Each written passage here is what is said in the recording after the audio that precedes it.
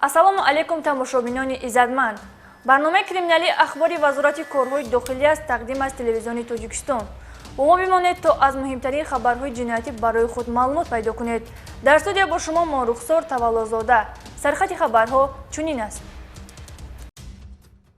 مناقشه و لطکوب همسایه‌ها در ناحیه خراسان باعثی از حیات محروم گردیدن یک نفر گردید. خیلی کردم دوست.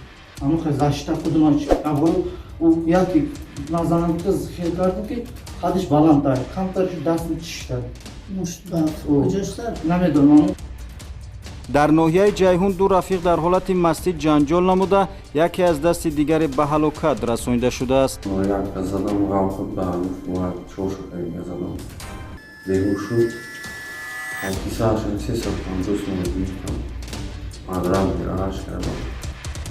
رانندگان واسطه‌های نقلیات گران‌ارزش برای قاعده ویرانکنی به جوابگری کشیده شدند.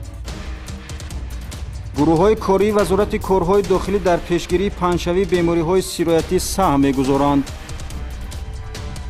این و دیگر خبر و گزارشات در نشر نوبتی برنامه کریمینالی اخباری وزارت کارهای داخلی